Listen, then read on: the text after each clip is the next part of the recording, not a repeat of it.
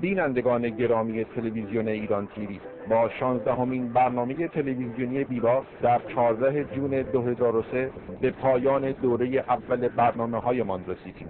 عده زیادی از شما احتمالاً موفق به دیدن این برنامه‌ها نشدند و نظر به درخواست پخش مجدد مجموعه برنامه‌های دوره اول برآن شدیم که این 15 برنامه را برای شما بینندگان گرامی باز پخش نماییم.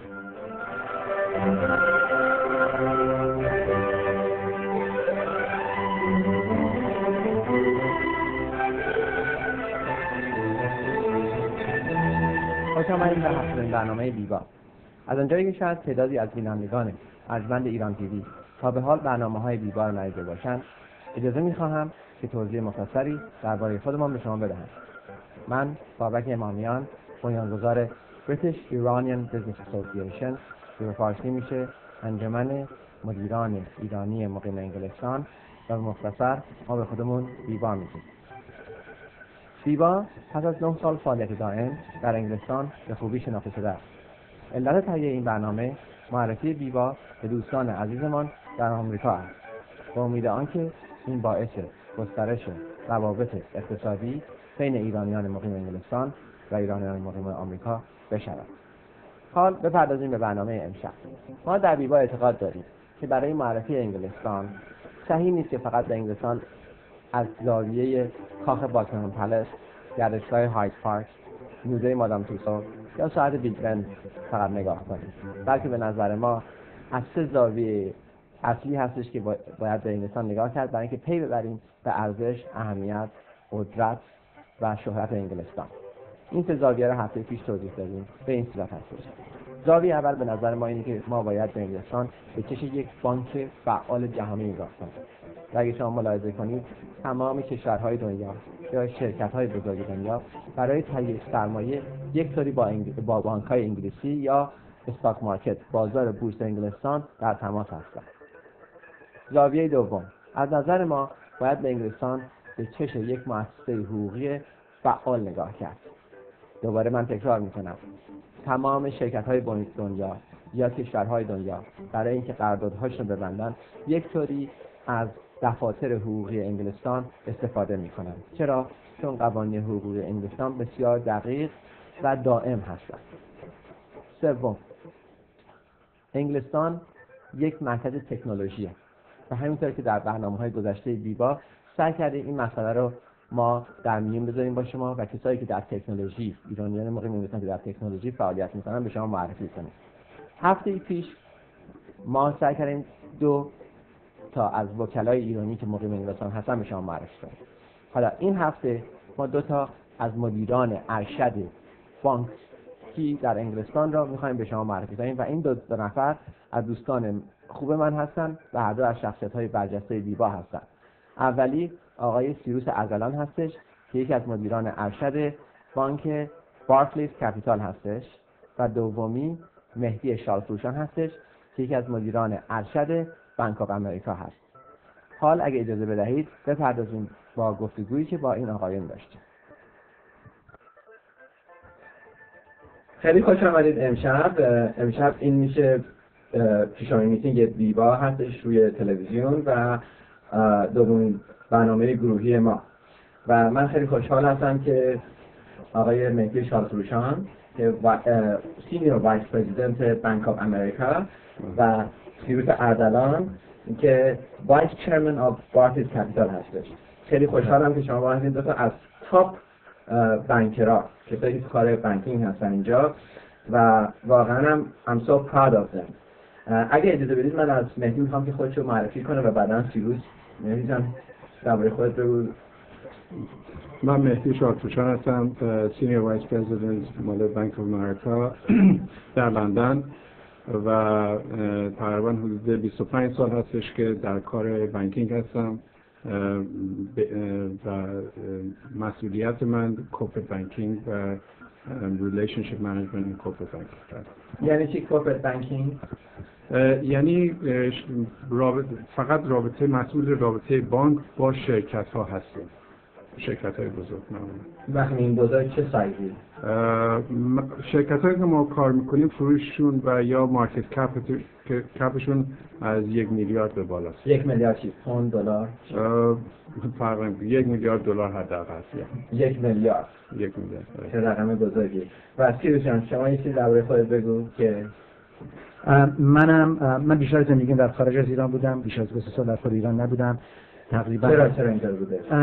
پدر مادرم بیشترش در خارج از ایران کار میکردن و مسافرت میکردن و با اونا بودم و بعدش هم اومدم در انگلستان و در انگلستان تحصیل کردم، دانشگاه اینجا رفتم، فوق لیسانس هم اینجا گرفتم و بعد از اون رفتم امریکا و شروع کردم کار کردن و اونجا موندم و تازگی الان 7-8 ساله که برگشتم به انگلیس. تقریبا 25 ساله که در تو بانک هستی. چطور من فارسی خوبه؟ فارسی تو با پدر مادرم همش با من فارسی حرف می‌زدن و واسه همین فارسی بد نیستش ولی همچنان خوبم نیستش. خانم که ایرانیه اونم خیلی کمک کرد. ناچار خیلی کمک کرد. ولی از لحاظ بانکی تقریبا 25 ساله که منم در کار بانکی میکنم که بیشترش رو در امریکا بودم ولی 7-8 سال اخیر در انگلیس بودم. بعد شما الان وایس چرمن بارکلیز کپیتال. این بارکلیز کپیتال با بارکلیز بانک رابطه‌ای داره؟ بارکلیز کپیتال جزء بارکلیز بانک، بارکلیز کپیتال اینوستمنت بانک، بارکلیز بانک که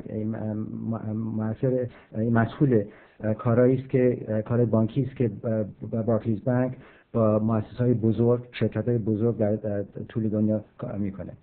وقتی مؤسسه‌های بزرگ سایز کمپانیایی که شما از بارکلیز کپیتال باشون کار کنید چقدره؟ مثل همچنان که مهدی گفت اندازه‌هاشون معمول میونه 700 میلیون تا 1 بیلیون دلار از مارکت کپ به بالاتر هستن و یا شرکت‌های بزرگ به معنا هستن یا ممکنه کارهایی است که با دولت‌های مختلف می‌کنیم یا مؤسسه‌های دولتی می‌کنیم. پس یعنی کاری که شما می‌کنید 1 میلیاردیه تقریبا، کاری که شما می‌کنید 1 میلیاردیه. پس here we're dealing with billionaire boy club, yes? Am I right to say billionaire boy club?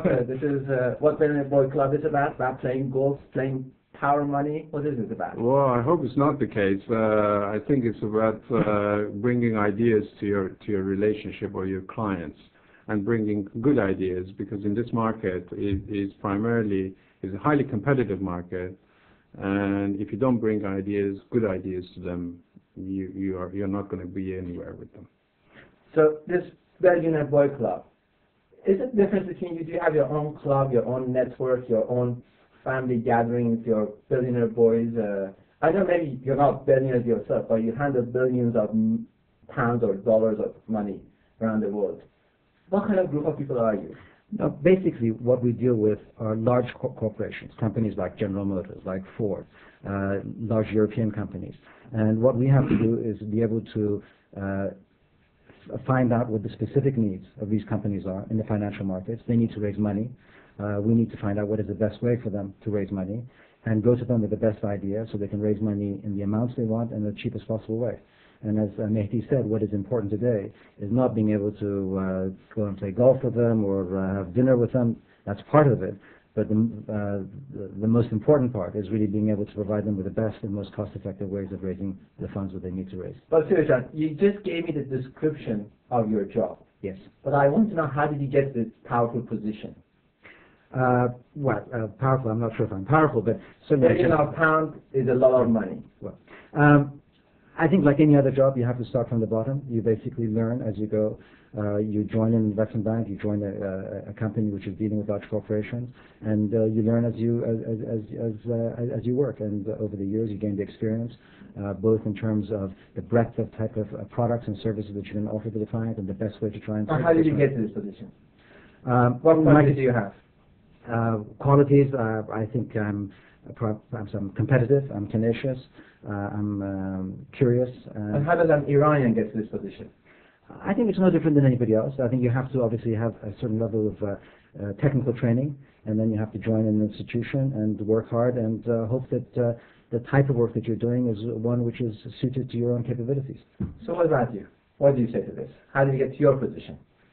It's primarily through, you have to work hard at it. And simple. What does that mean? Everybody works hard.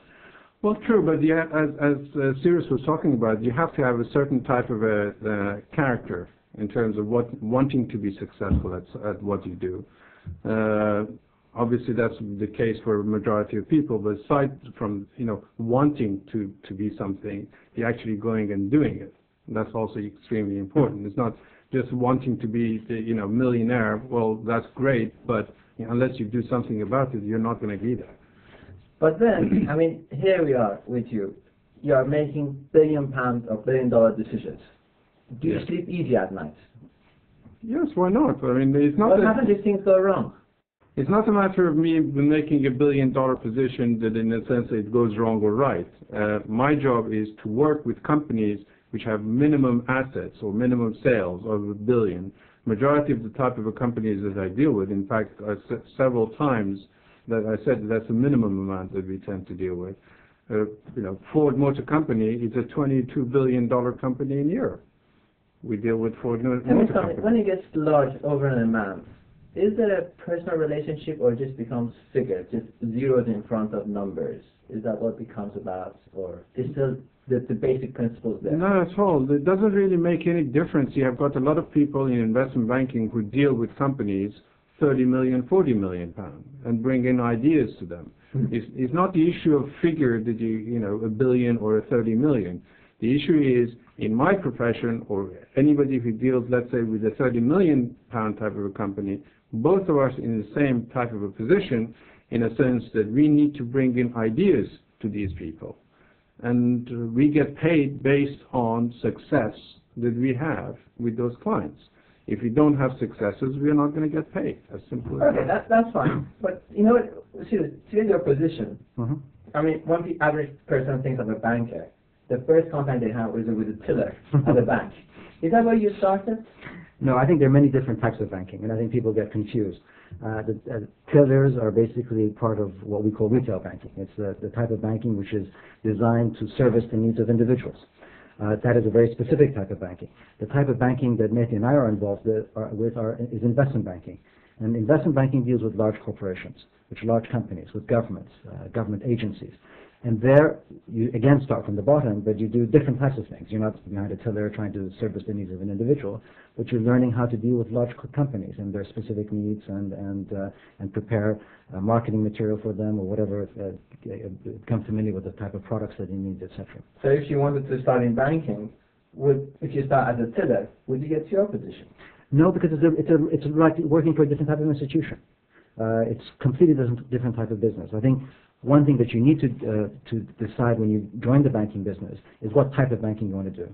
If you want to do retail banking, which is dealing with individuals, you join a retail bank or the retail section of a major bank. If you want to do investment banking, you join a different group. There's asset management, which is another type of business altogether. So it's important to know what the different types of banking are, and then you have to join that group. And making a move from one to the other is actually quite difficult because the experience is not very portable. Sure. So is that how you started? Yes, I actually did my MBA and then joined actually a bank I did my MBA in St. Louis in the U.S., St. Louis University. And then I joined a bank called Mercantile Trust in St. Louis, and then I wanted to go back home to Iran, so I joined Bank of America. And the first place that they sent me was Rotterdam. Okay. So that's right. By the way, are you enjoying what you're doing? Oh, very much so. Why? Because it's a very competitive market. It's something that when you achieve something, in a sense, when you come up with an idea that the client likes and chooses your idea, you get satisfaction from it. What are the financial rewards? The financial reward is part of it, but that's not what I'm doing it. Is it the money power? No, not at all. No. Well, in your case, is it the money power? No, I think that it's the excitement of the job. Don't be polite. No, it's not. I wouldn't be. No, I think it's the excitement of the job. Every day is a new day. The markets change every day, as we've seen over the last year or two. The stock markets go down and up, and interest rates go up and down. Economies change, and the needs of your clients are always changing.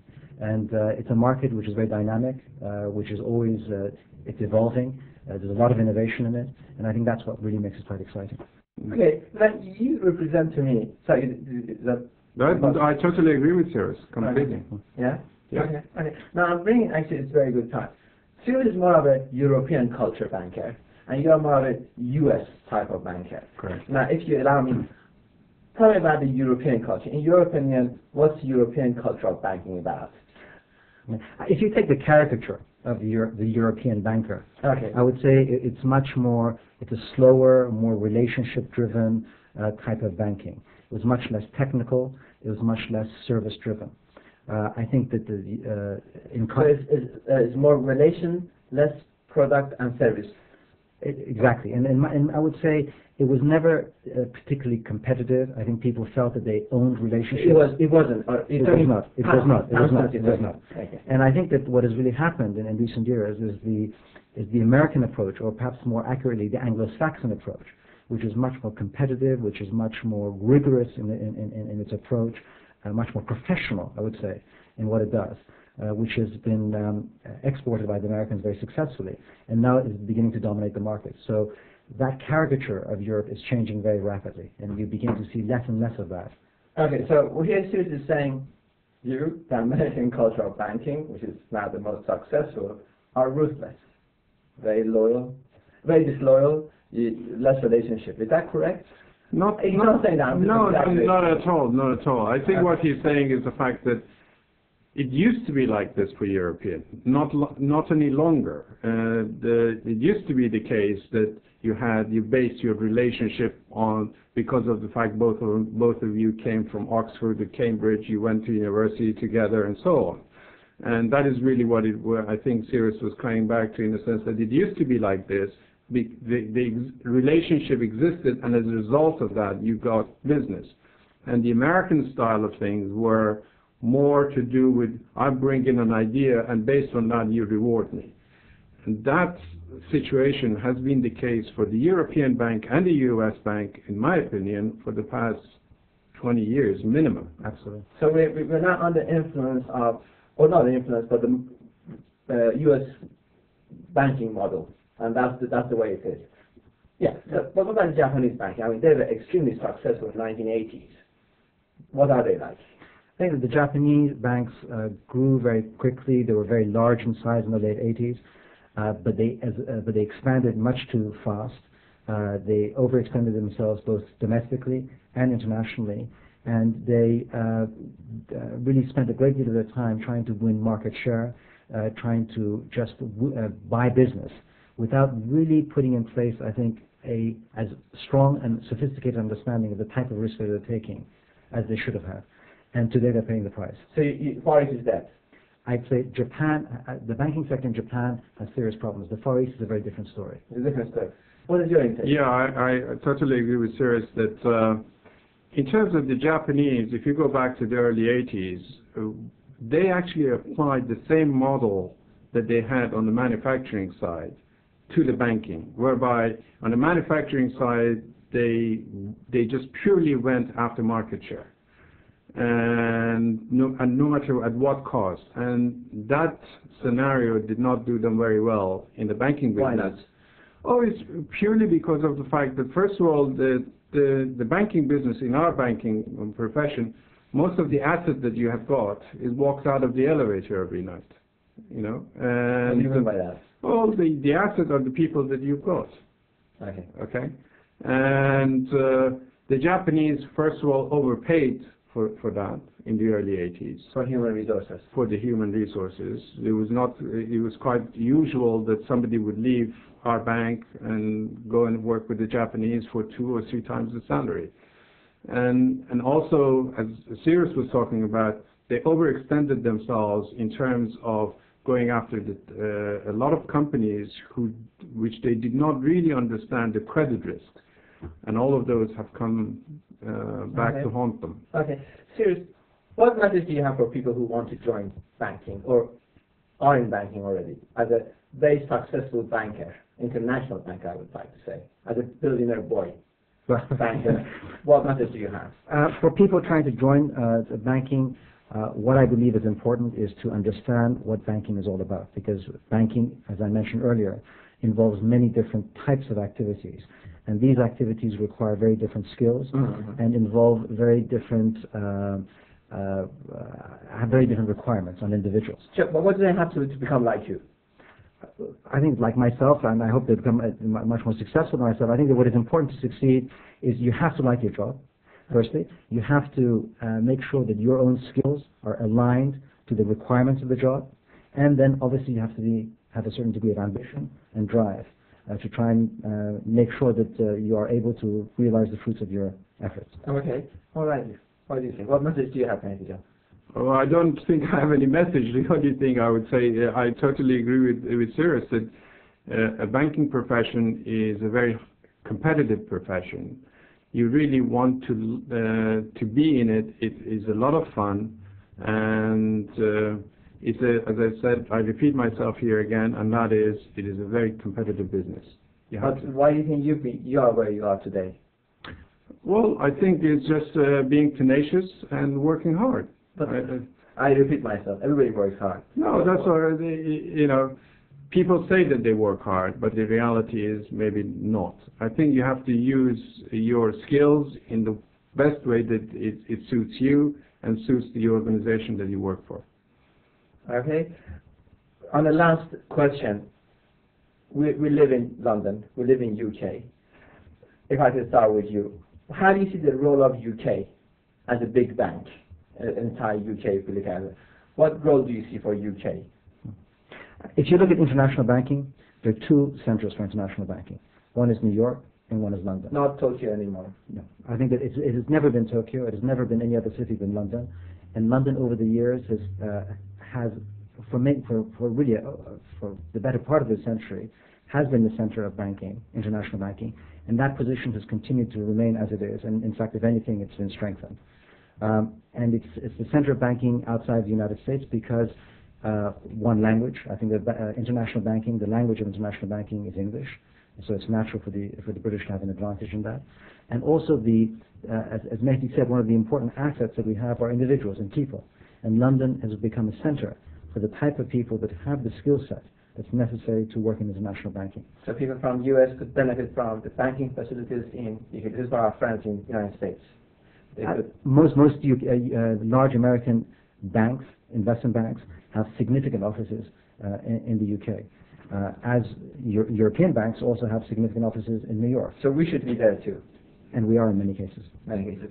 Mehdi, as somebody who was brought up in a US culture of banking, and now you live in London, what is your intake of all this? I totally agree that in terms of the two banking centers of the world are New York and London. No matter what Singapore, Tokyo, or Frankfurt, for that matter, want to think, or for Paris as well.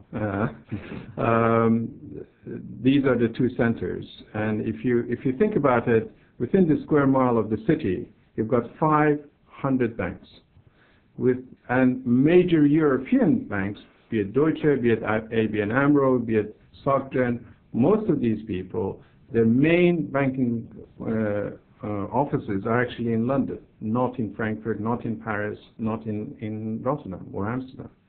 So it's all good news for London.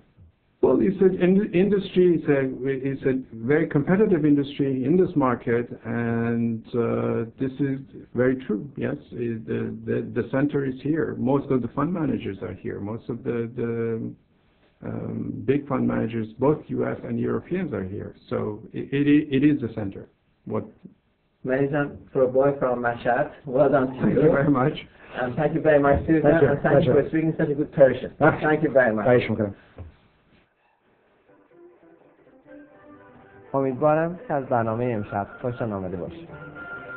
شب بخیر. شما را به خدا میسپاریم. با امید دیدار.